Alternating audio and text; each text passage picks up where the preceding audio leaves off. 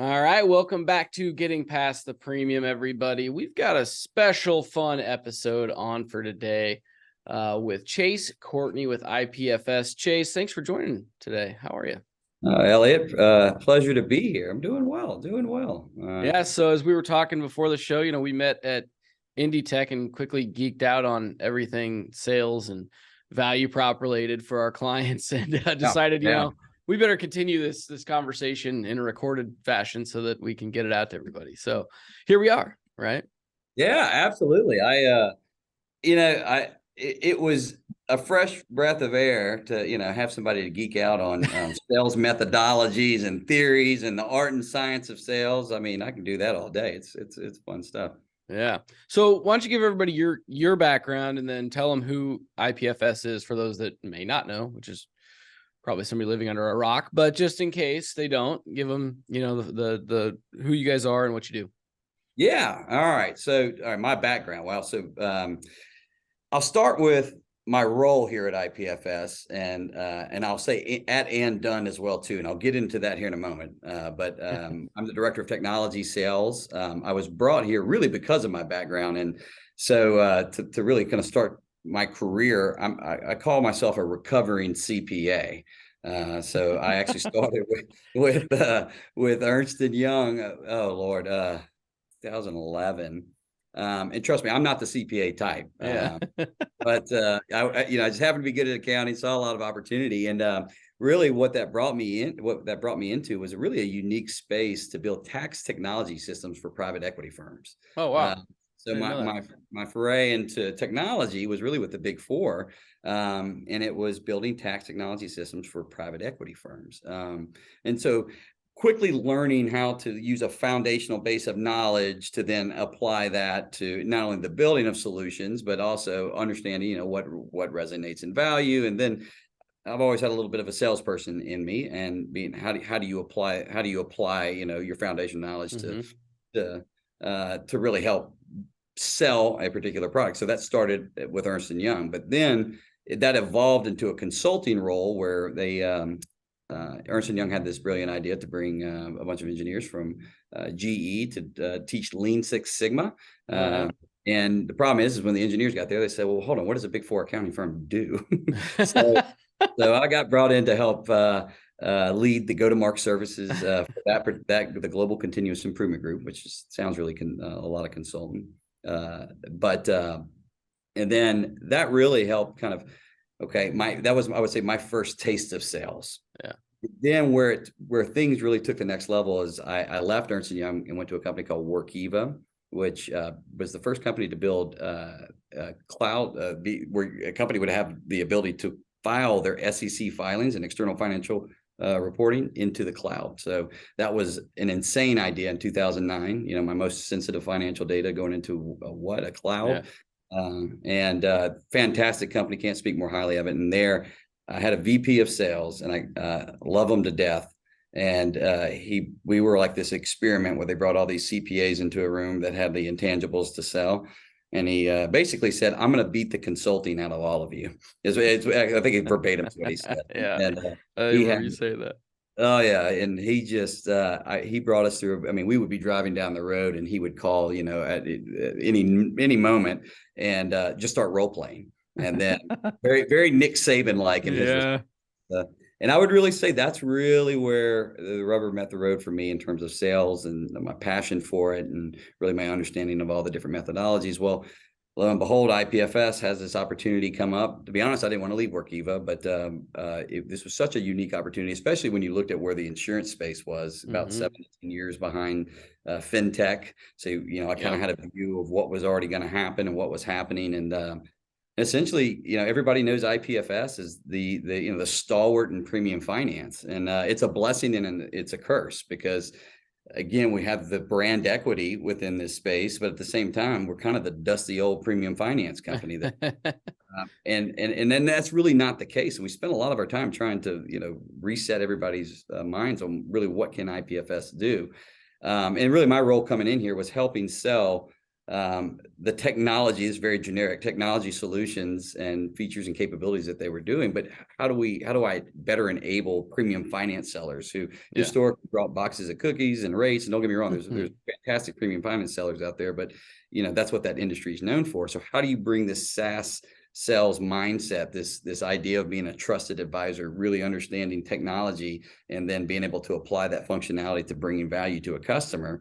How do you do that? And so that was part of my role, to which then I will tell you where my role is now is primarily focused on And Done. And Done is a wholly owned subsidiary of IPFS. It is a payments company that was started to really process all of IPFS's payments, and really because they wanted to consolidate their service infrastructure. So Elliot, you call about a payment, we don't want to have to sit on hold like for a third payment processor. We want to control and own those that experience for the benefit of our customers. Well, we saw the opportunity to really provide more value as becoming a major player in this space. If you think about it, we processed over $20 billion already just out of the IPFS alone. So to build a PayFac infrastructure that can handle that, I mean, the infrastructure is there. It was just really about putting the tech layer and the sales aspect of it. So I now primarily oversee all of the sales, business, and strategy related to our payments company called And Done. So I have my hand in all the pies here. Yeah, that's awesome. That's cool. So walk into a little bit of your, I guess, what you experienced going to IPFS when you were, trying to help. You mentioned making this change, taking that SaaS, sales methodology of providing value to clients, and bringing it to IPFS, or some of the things you guys were dealing with. Talk through that a little bit. What did you experience? What were some of the things that you found successful that you implemented? Walk through, because I think that's what a lot of agents deal with, right? Is I'm used to selling a product based on price, coverage, carrier selection, whatever. And, that's getting harder and harder to do by the day, especially when you're in a hard market, right? So how do I make this shift to selling based on value, to the client? So I think a couple things. I think there was, I think technology was seen as that's too complicated, and we know it brings value, but we had a customer success team that was really retrofitted to do technology sales, which we kind of had to unwind all of that. But at its core, I think what I saw was premium finance sellers not taking the opportunity to really deeply understand, first of all of the features and functionality that our solutions can bring, and then through lack of discovery, not really understanding. So you kind of got a twofold thing. You don't really understand the things that really bring value. And if you don't understand the features and functionalities, you also don't understand what your differentiators are amongst your competition. And I think not taking the time to understand what your differentiators are amongst your competition and really doing a true competitive analysis, like, I'm just going to stick for premium finance for a moment, but what is First Insurance doing out there? What's AFCO doing? What solutions, what are the things that resonates with their solutions versus ours? I think not taking the time to really understand that was one, another aspect of it. And then I also think that, like I said, I go back to lack of discovery. If you're going to be a trusted advisor, I mean, boy, you need to understand your client. Amen. As much, is better than they know themselves. Because if you're going to steer them in a direction that's going to bring value, then, I mean, how do you do it? Here's what the term that I put, and I put it on a big slide at our big national summit sales. Stop showing up and throwing up is what I said. There you go. Stop showing up and throwing up. And what I meant by that was, people would come in and we got this and we got this and we got this and we got this and we got this. Do you like it? Do you want it? Do you got it? And that's just not a value add conversation for anybody. Yeah. I call that feature launching. Let's just take every feature that, we have, and let's throw it at them and see what resonates.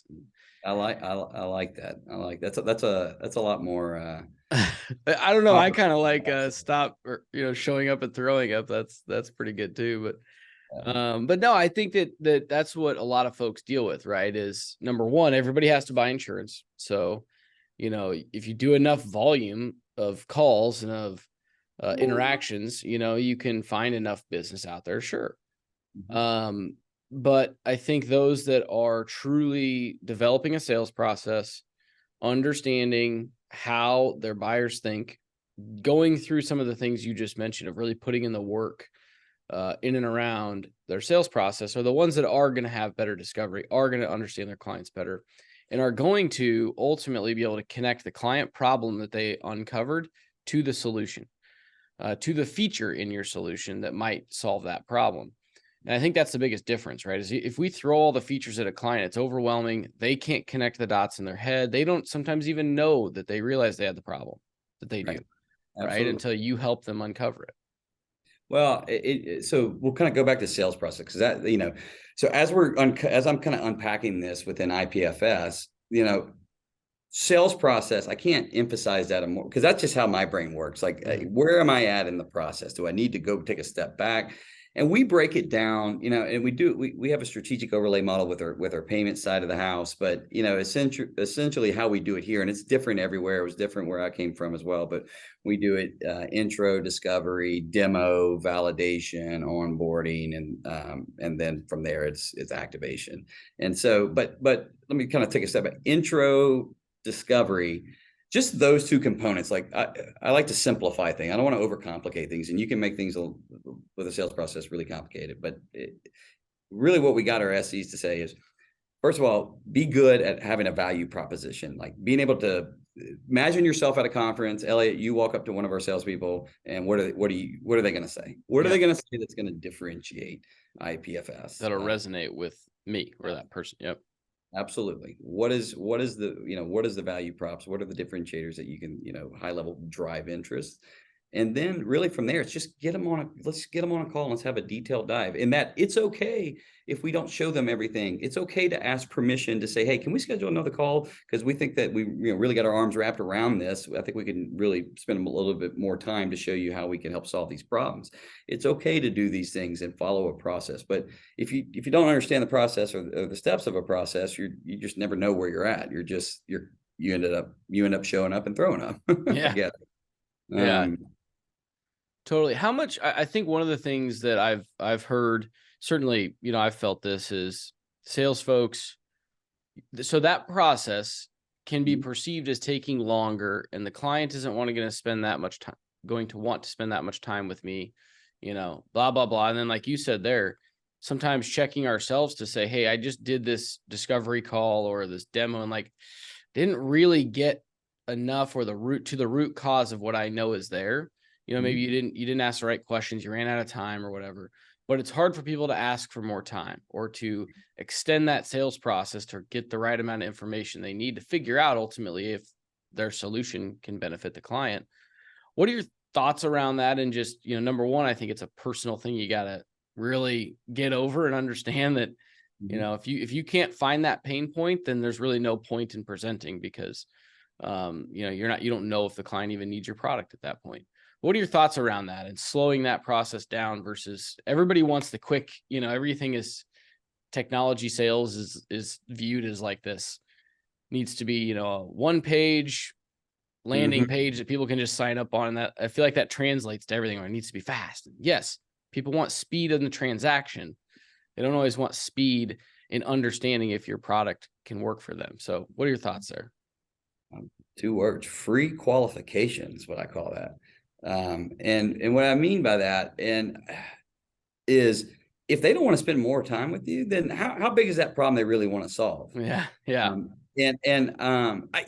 I was at Killing Commercial, Producers in Paradise, Carruthers event down in Key West, and he, if he listens to this, he'll kill me because I forget who came and talked on the sales speech. His name escaping me, but who he had present that came in, and Braun. Josh Braun. Thank you. I knew it was Josh, but it was Josh Braun. That's it. And Josh Braun's concept, this is the first time I've heard of this concept, and I thought the imagery was great, and it really stuck in my mind. In terms of sales, it's like riding a wave. And you go out there to a beach and watch surfers. They're not going to catch every wave. They may catch a half a wave, and they're going to have to fall off, and they know when to fall off. That's sales. Like, look, actively pursue everything, but you have to know when to walk away when you're wasting your time. Yeah. Free qualification. That was one of the biggest things I had to learn, when I truly went into SaaS sales, was know where to spend your time. And I call, if somebody else doesn't want to spend more time with you on how to, and you're trying to actively help solve a problem, it's free qualification for you. Pick up the ball and go somewhere else and spend your time wisely. Yeah, I think that's a great analogy. I'm glad you talked about that. And I think, everybody feels like, and I don't know if it's a symptom of the industry and how we can sell a product to everybody that walks in the door typically, but I think knowing who is the right target for you, who can benefit from your particular solution, not necessarily the insurance product, but whatever your value proposition is, and spend the time to understand if they fit that mold, that profile, because again, you're not going to be able to be effective and know when to back off and say, hey, we may not be a fit, so and so, or refer them to somebody else, or just say we're not a fit and move on to the next one that is a better fit. I think it's such an underutilized tool, I guess, or skill set. That's probably the biggest hurdle of just knowing when you're, who to spend your time on. And the only way you do that is, and of course, the concept that Workiva that was really beaten to us that I love, it's MedPick or Medic. I like but the MedPick, they have the partnership. So it's metrics, it is economic buyer, it is decision process, decision criteria, impact, which is pain, competition, and champion. And the idea of a champion is, have you fostered such a relationship internally that they're helping you sell within? Yeah. Right. And the whole concept of medic was if you got all, and P was MedPick was the partnership aspect of it. So, you may have a third party partnership involved, helping you sell as well. But, the whole concept of MedPick is just a compass for a deal. Yeah. Unless you really understand what are the metrics that matter, who's making the ultimate, who's signing off, but what is their decision process? That's a big one. Who's going to be involved in that decision? And so pulling all these elements together is not going to guarantee you to win the deal, but you got a whole heck of a lot better chance to do it. And you will always understand where you're at and what you need to do next.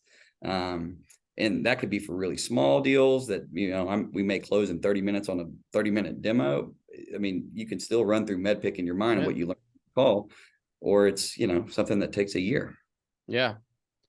No, I totally agree. And I think those frameworks are good for everybody to think about, whether you use, a pre-existing framework out there like that one or others, or make one up for yourself. Just have kind of a checklist in your brain that says, here's the things that I need to check off and make sure that I've gotten through or done or gathered this information or whatnot, so that I can check myself and where I'm at in the process and understand, ultimately don't go into that presentation meeting until you either know that you've got a great shot at winning this deal, or what you need to do next in order to win the deal. Yeah. I mean, you shouldn't be going in and being like, I hope I get this, Absolutely. That is and being comfortable to ask the questions if you don't understand, speak up. The other thing that the other fun exercise I like, and this is like from a discovery perspective, is silence, right? Oh. That shut up. Silence, man. Yeah. So our VP of sales, Evan Mulligan, shout out if he ever runs across this. So we would be on these deals, and he's like, I call him like a Nick Saban type of sales. And we would be sitting on these calls. I'm talking like BP, McDonald, very large company, Exxon, USA, like very, very large companies. And we'd be sitting on these calls, and he'd just be pinging as I'm talking and doing discovery, and I'm talking. He would, he'd sit there and be pinging, shut the F up, silence. And then he created a game where it's like, just see how long you can be silent for, like for all of us. Like, and he goes, because inevitably, if you just become silent, somebody's going to want to speak. I wanted to say something there. You feel it coming out of your chest, and the customer will do that. And a lot of times, they may be holding their cards close to the vest, but if you pull the silence trick on them, they'll just they'll lay out some really key pieces of information. The other thing he used to do is once the customer agreed, we always have a tendency to say, "Oh, and one more thing, one more thing. I didn't get to everything, but you've already agreed. But I had this whole thing planned. I was going to show you more." Evan used to ping, and he would just ping Billy Bean over again. Billy Bean, Billy Bean, Billy Bean, Billy Bean, Billy Bean, and like you're, ping, ping, ping, and it's distracting you while you're talking. And what he was saying was in the movie Moneyball, when they say yes, hang up the phone. Yeah. You want to talk Yeah. yourself out of the cell. So Billy that Bean. was another thing. Some things that I've tried to impress upon here, where I have seen where the customer has said, "Yep, we're good," and then people are still talking. I'm like, why are we still talking here? Yeah. Yeah. It's so true. And the silence one is magic. I mean, and what I find people doing too is particularly when they ask a hard question, which is usually the question you need to ask, that's when they want to talk, because they don't want the prospect to feel uncomfortable. So if you're challenging their current relationship, they don't want that prospect to feel bad or whatever. So that they'll say, well, how does your current relationship handle your renewal process? And are they doing this or whatever? And then the prospect is thinking about it for a second. And they're like, well, I mean, what I mean though, is like, if they're doing that or how does that work for you? And it's like, just let them sit there. They will tell you. It'll be awkward, but you'll get a much better. Don't bail them out with some sort of a response, because you don't know if that's actually what they mean. Let them tell you, right? And that's why good open-ended question asking is key as well. When you ask a closed-ended question, they're going to answer it yes, no, or give you a closed-ended response. When you ask an open-ended question and then shut up, they're going to elaborate, right? Because they're going to fill the silence. They're going to fill the gap. I've made it into, you have to, because I was the worst defender, qualifying. It's still hard to do. It very much so, and every now and then I'll catch myself. We use Gong as like a virtual note taker, so for sales coaching too, and I'll catch myself. I'm like, or I didn't qualify, or I didn't ask a second, third level question, or sometimes I didn't ask why. Why does this matter? That's another one, but yeah, I have to turn it into a game where I'll ask an open-ended question, and then I literally get into a mindset of where I just focus on how long can I be quiet. I'm not going to be the one. I'm just playing chicken. It becomes a game. And if you turn it like that, it becomes a little less awkward. Yeah. The other one that I always find around question asking, and we play games when we're role playing with this too, but is asking multiple questions in one. It's just, or at least two is, I mean, it's such a tendency. And then it's like, so we'll just say, which question would you like me to answer? Yeah. And it's just because it's so, you don't even realize that you're doing it, but a couple questions will come out and it's just ask your one, stop, pause. But I think it is that filling the silence thing as well, but I do it all the time. And what I'll do, when I do it, I'll catch myself and I'll say, back up. Actually, let's start with this first question, then move on to the next. And you do get permission. And that's the other, like, you kind of make me think about like the call. I think for all salespeople, that was another hurdle of just being into the mindset that I own this call. Yes, bow down to the client and prospect, but you really need to go into every call. I own this call. Like, this is how my sales process works. This is my and again, if this doesn't fit, it could be a qualification issue, but I would tell you 9 times out of 10, if you say, hey, I'll tell you what we're going to do here, really for you to get the most value out of this, we're going to spend this time just really understanding what your process is, what your pain points is. And then, we'll layer in the medic stuff that I was saying. And then is it okay if we schedule another call to really get into a deep dive? And I think it's just that mindset of I own this call. I own this process. Especially in a demo where a customer will say, well, hold on, show me this. No, we're going to get to that. Yeah. We're going to get to that. But, it's your call. You own it.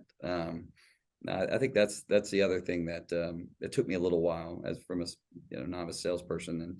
And the things that I try to impress upon here as well, too, is we tend to be at the beck and call of clients, which is great. I'm not saying that, but at the same time, like you own the call, you own the process, and they should respect it. I 100% agree with that. And I think that comes along with having confidence in your solution and your value to the client. And, have some conviction in knowing that if this client has this problem, if I don't bring them my solution, I'm doing them a disservice. Right. So I better do everything I can to find out if they have these 1, 2, or 3 or 3 problems that whatever I can solve. And then go out and do everything you can to figure out every client that you, or every prospect you work with, do they have these problems? And don't stop until you do. Don't let it get off into a weird lane that the prospect might want to take it down, because you need to figure that out. And Yep. I think that's important. Too often we look at it as like, either, I think it comes from two perspectives. Like, number one, we're just selling a product and I'm just trying to, sling insurance policies out there or whatever. Right. Or it's just, it is lack of confidence in that solution or that value that it's bringing to the particular prospect or client. But Yeah, absolutely. I don't want to pick on people, but yeah, I tend to, the ones that give me the hardest time in terms of either the most ridiculous questions or people, typically the people who don't have any decision authority. yeah, yeah, It's yeah, typically my like first like red flag of like, okay, what you're either you had a bad day, you're taking it out on me, yeah. and typically is what I find, but I shouldn't say all the time. Yeah, I mean, and that's like we talk about like this like trusted advisor thing. That's yes, it's generic and a lot of people say it, but there's so much truth in it, and I think particularly the lifetime value of a customer in terms of increasing the longevity of a customer, value. I mean, it has to be a trusted advisor. I know no other way. Like to be honest, and this may discredit me a little bit. I have never been in a role where I'm doing just all cold calls all day. I've cold call, absolutely, but like a true maybe like inside sales role. Yeah. But even then, when I look at that approach, it's still the same concepts I would bring to it, because I mean that's even tougher, because how do you foster a relationship over the phone? Or Yeah. but I mean, I think the same process applies. It's just condensed, and there's certain techniques that you can implement within it that are slightly different, but it goes back to all of this though. I mean, having it, I guess you said it as in steps of the sales process. You said it in steps, and I've been guilty of this too, where sometimes we put it into meetings. Well, we have a 3 meeting process. yeah. No, you don't.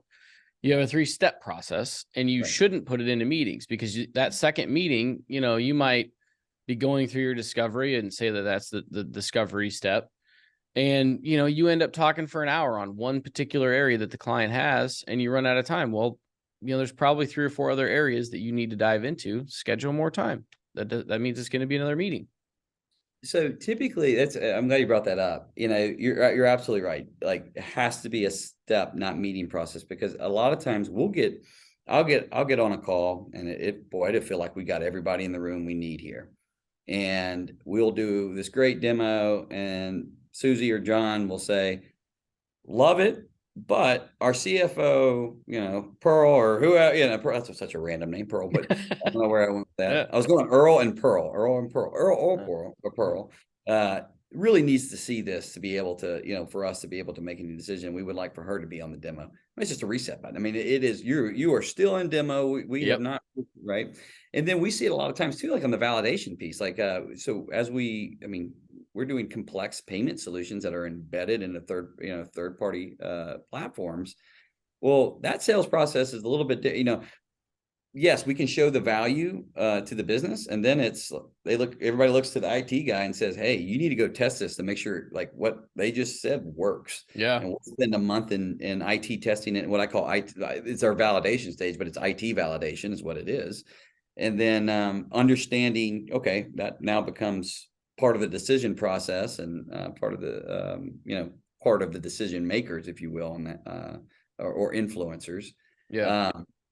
And so, to your point, like, it can't be meetings, and we may have 7 meetings with IT while they're testing. Yeah.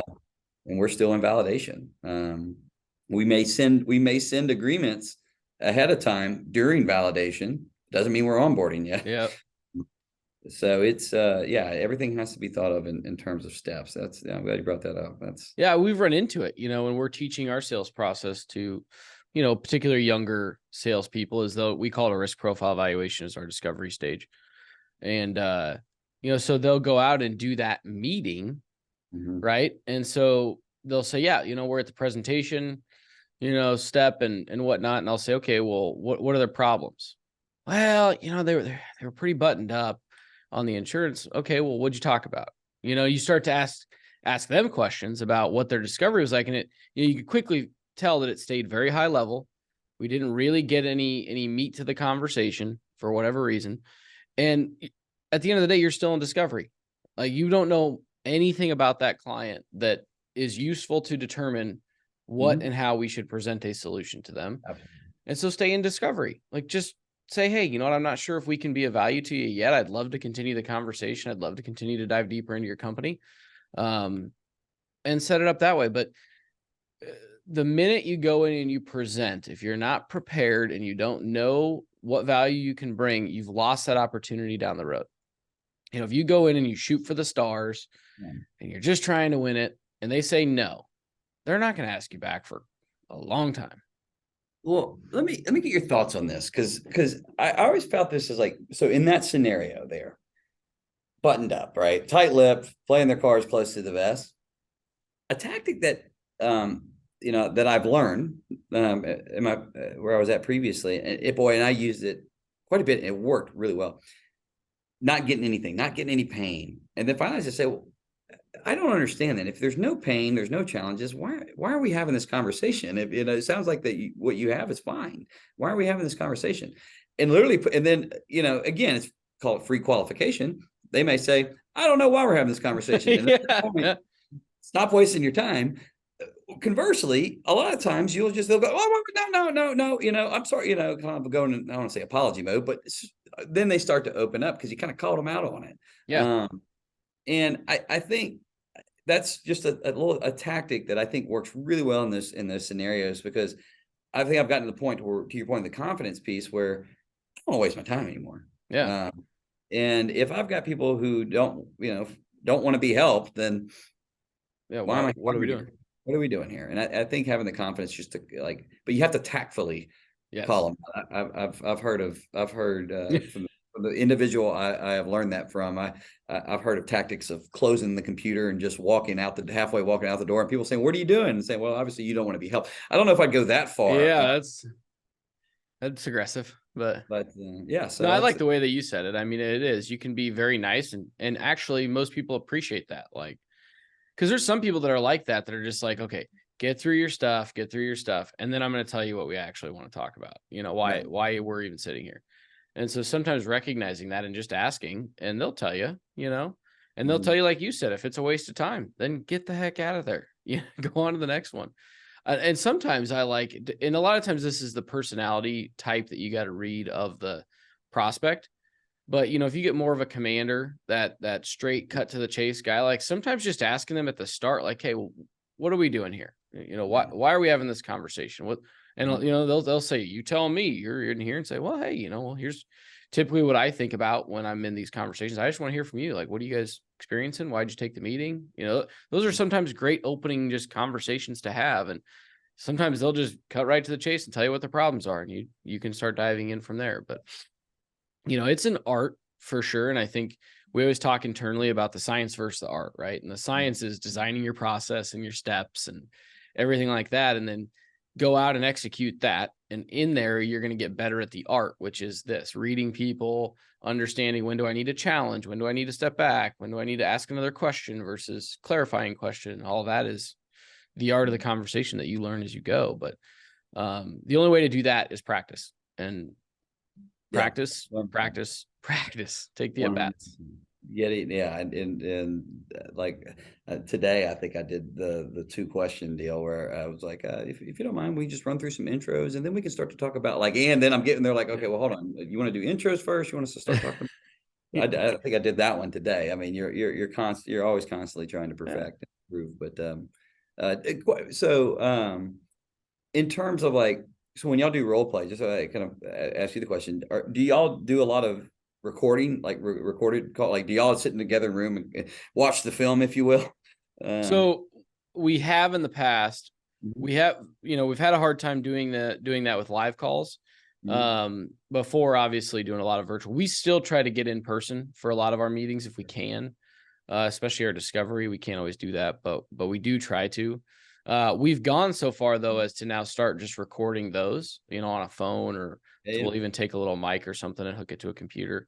And And so sometimes we'll go back and listen to those, but that is gold. If you can do it, that is amazing. Now, what we have done a ton is just the practice role playing. We obviously record, and then we'll even roll it right back and say, here's a double question right here. I didn't call you out on it, but like, you can hear it. And then the person's like, oh shit, I can see how that sounds. You don't realize it when you're talking, but yeah. What about you guys? I mean, I think it's a game changer when you do.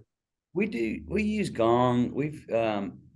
I'm glad when my previous, like I said, shout out to my old boss at sales, but I'm glad we didn't have Gong there. We would get torn apart every day. Which is good, which is what you need, right? But we use Gong, and yeah, we I do it for now. I do it for sales calls, but we have our customer success team is truly transitioned to training and adoption focus. And so like our onboarding calls, I like to watch those, and I even, again, we've already sold, everybody's here to the table, but customer success needs to be doing the same thing, and they need to be understanding. I mean, yeah, I could type in, here's what they value and everything, but here's what I guess this brings up another good point. Anytime anybody's introduced into the process, anybody, the lowest level of staff or analysts, the question needs to be asking again, or in that case, confirming, here, this is what we've heard so far. This is what I like to say, that this is what we've heard so far. Does everybody agree with this? And then 9 times out of 10, they'll add more. Yeah. Right. They'll give you more gold. That's one thing I always learned. Like just because you had a successful call with a group of people the first time around, and then they want to add 2 more to the call, those 2 more people may be part of the decision process. Even if they're not, their perspective needs to be taken into account. And there's been some calls where we've done that, where we've just gone back over what we've heard in the previous call, and then like their team starts fighting. They're like, no, no, and then you start to get a clearer picture. So, worst case scenario, everybody says, yeah, that sounds about right, and everybody moves on. But some might, it's always gold to go back over everything, reconfirm. One person is reintroduced or introduced into the process, start back over. That's a phenomenal tip right there. And I think when you do it, you also give the people that have been in the call the chance to clarify or anything that you might have misheard or misunderstood. Even though you're asking the 2 new people, it's going to give the folks that you've already been in there that opportunity to say, well, Hank, Chase, actually, what we were talking about there was this, and Bob, that we're dealing with that. And, it gives them that opportunity to do as well and get on the same page. Yeah. And I think I'd go back to customer success in terms of kind of like post-sales training and adoption. Like, this is all about relation. I don't care what anybody says, process, numbers, whatever. It's relationships. Like, I think back about the biggest sales that I made. It happened because I was able to foster a champion, a true champion, someone who willing to go to bat for me internally, may have has influence over the person who signs, or that economic buyer may be the champion themselves. But nevertheless, relationships, don't need to overcomplicate it. Yep. And so from a customer success perspective, it's okay. You've been handed off to me. I need to take this ball, pick up this ball, and run with it. I've got to form a relationship with you. All of your managers, as the staff come on to get trained, all of your managers said these are the things that would need to be done, but they really need to get their perspective of everybody's going to use it, because again, those are the people you're going to be in the trenches with, and they got a relationship. So it's almost like starting a sales process over again. Yeah, totally. So, kind of before we wrap up, I want you to dive into IPFS just briefly. What you guys do. What you're seeing out in the market right now, some of those, customer problems that you're helping to solve. I know you guys are doing a ton of innovative stuff, so I just want to make sure that you get an opportunity to talk through that and, kind of walk through some of the stuff you're doing. Yeah, absolutely. So I'll start with the comment of, IPFS is not your parents' premium finance company. Promise. Yeah. And really, I'm going to talk about and done. So IPFS, everybody knows, is the stalwart in the premium finance world. And if you haven't seen what IPFS has done on the premium finance technology side in a long time, by God, come on, let's have a conversation. What really I think starts to differentiate IPFS from others is really the foresight that we had early on in creating and done as a payments company. It is a separate company. It is we have over 50 developers doing nothing but building payment solutions. Wow. They don't, no premium finance, nothing related. We are geared on wanting to be the industry standard in payments, and that's through and done. And it's interesting because we have kind of a multiple brand strategy, because IPFS, again, it helps. It's a lot of brand equity, but if I'm trying to go in and replace Stripe and PayPal and be this innovative company, well, why is this premium finance company here to the table talking to me, right? Yeah. So what IPFS has effectively done in the most simplified form has created this conduit for innovation for payments. So a way to, in an agile manner, I'm going to use a buzzword there, your business bingo, be able to build and focus on building the best payment solutions in the market. Meanwhile, the development team over here on the IPFS side is worried about building the best loan management premium finance system in North America, right? And now we get to combine those two things together, because Andon is processing all the payments for IPFS.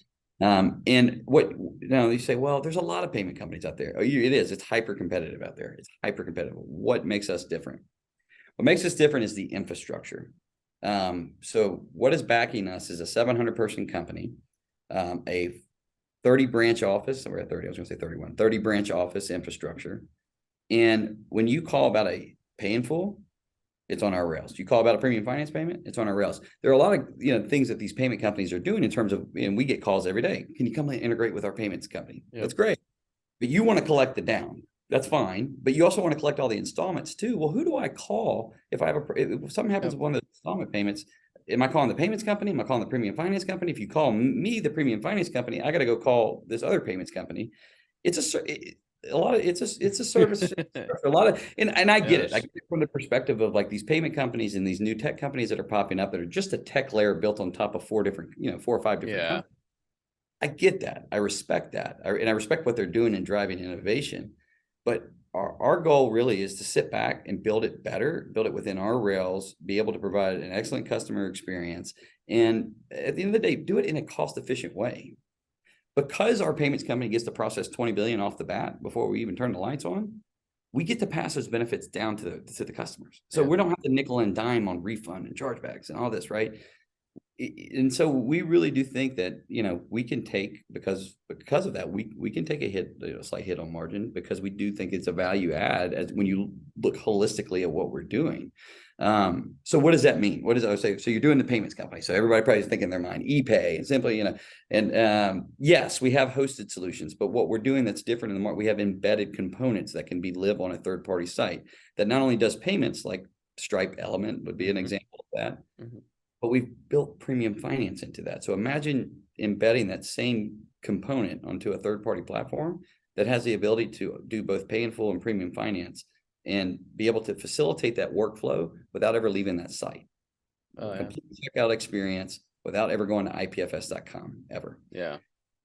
If you have a customer portal and you really want to drive traffic into your customer portal, but they have agreed to premium finance, why do you want them going to IPFS.com? Why not? We just put our embedded solution in there, and then when they log into their login, they just make their subsequent installment payment there, and the widget loads up with that, right? Well, what about endorsements? Like, why do we need to go to IPFS.com to handle endorsements? Why can't a customer just do it directly from a customer portal? So we've got endorsement APIs, with the logic built for all 50 states, to do additional premium on loans, and or if it doesn't qualify, pay in full. So it's starting to really think of how do we better facilitate this embedded insurance trend that isn't going anywhere. And but we're doing it in a way that is, yes, it's IPFS, but it's really Andon. It's really the payments innovation of the company Andon that IPFS has white labeled. Yeah. And we're going to have other customers that are going to white label this Andon platform. And we don't care if our name's on it or not. We want to just be able to be a best in class payments and premium finance provider. Totally. Well, and I think it gives control back to, even at the agency level, control back to that client experience, right? Which we traditionally don't have, even in the direct bill. I mean, I've even heard of firms, you could probably speak to this better, obviously, firms that are going away from direct bill to a degree and going the finance route or just a payment solution route to better handle or better control the client experience around payments. Because the carriers, at the end of the day, we have zero control over how they're going to bill it, when they're going to bill it. I know that it's on a payment schedule, but we all have had those horror stories of clients getting notices of cancellation or just whatever it is. And so all those things, I think, necessitate a different way to look at it. And the stuff you guys are doing allows for that. Well, here we are working in the insurance industry, and you talk about the notice of cancellation. Speaking of, and I hear it all the time where I'll call, we have some customers that go out there and they'll cheat on us and they'll, try some of these newfangled tech platforms. And just, and I get it. I understand, but then they quickly come back and they say, well, I've had a funding. We don't know where the funding is. I've been calling for 3 days. They're trying to figure out where it is. Whereas opposed to we talk about notice of cancellations, our good friend Crothers, we actually, in that same trip at Key West, we show up there and he's like, hey guys, we just got a notice of cancellation for this particular insured. Everything should have been paid up. And we're like, well, WTF. 5-minute phone call. It's done. We figured it out. We did the audit trail back to April. We understand what happened with the payment, everything reinstatement. We're good to go. No problem. Let's continue that. Yeah. But that's because it's on our rails. We didn't have to call, hey, could you call so-and-so at, FIA? I don't call FIA, but a third-party payment processor, right? Yep. And they're out of office. Okay, well, who else can we talk to? Yeah, totally. Well, awesome, dude. This has been fun. If folks want to learn more about you, IPFS, what's the best way to get a hold of you and, learn more about what you guys are doing? Yeah. Reach me at chase.courtney@ipfs.com or chase@andone.com. So depending if you're just really hell bent on payments or you want to learn about payments and premium finance. There you go. So yeah, I appreciate it, Elliot. That's awesome. It's always fun geeking out with you, man. Yeah, totally agree. So we'll have to do it again sometime, and I'm sure we'll see you around here at some of the conferences and stuff coming up. So absolutely, buddy. We'll see you on the conference tour. Appreciate it, man. All right. Thanks, Elliot.